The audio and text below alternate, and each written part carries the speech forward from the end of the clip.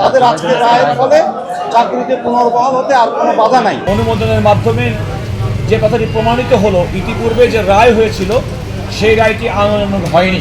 জাতীয় বিশ্ববিদ্যালয় সিন্ডিকেট সিদ্ধান্ত নেবে কত তারিখ থেকে এদেরকে পুনর্বহাল করা হবে। আপনারা দেখেছেন দীর্ঘদিনে যারা বঞ্চনার শিকার হয়েছেন তাদের মধ্যে বাদ ভাঙা উচ্ছ্বাস থাকাই স্বাভাবিক।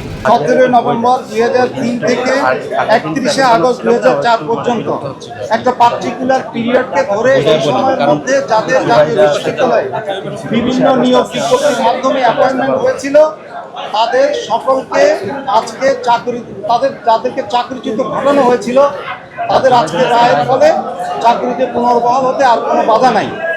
আমরা যেহেতু জাতীয় বিশ্ববিদ্যালয়ের পক্ষে অ্যাপিলেন্ট ছিলাম সেহেতু রায় পাওয়ার সঙ্গে সঙ্গে আমরা এটা জাতীয় বিশ্ববিদ্যালয় সিন্ডিকেটের কাছে পাঠাবো এবং জাতীয় বিশ্ববিদ্যালয় সিন্ডিকেট সিদ্ধান্ত নেবে কত তারিখ থেকে এদেরকে পুনর্বহাল করা হবে।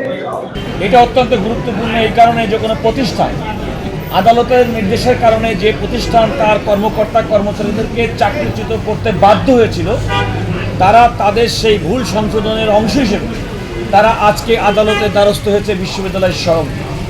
দ্বিতীয়ত হচ্ছে আজকে এই রিভিউয়ের যে পরে যে আপিল অনুমোদনের মাধ্যমে যে কথাটি প্রমাণিত হলো, ইতিপূর্বে যে রায় হয়েছিল সেই রায়টি আইনানুগ হয়নি।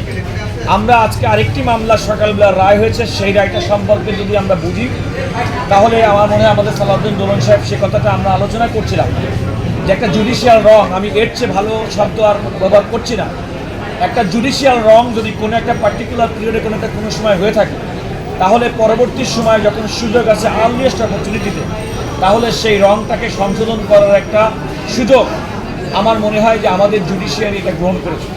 এবং এই ক্ষেত্রে যেটা হয়েছে উনি আদেশটি বলেছেন বিশ্ববিদ্যালয় কর্তৃপক্ষ, আমরা বিশ্বাস করি আমরা বিশ্ববিদ্যালয়কে প্রতিনিধিত্ব করলেও আপনারা দেখেছেন দীর্ঘদিনে যারা বঞ্চনার শিকার হয়েছেন তাদের মধ্যে বাদ ভাঙা উচ্ছ্বাস থাকাই স্বাভাবিক। দীর্ঘদিন পর্যন্ত তারা নির্যাতিত হয়েছেন।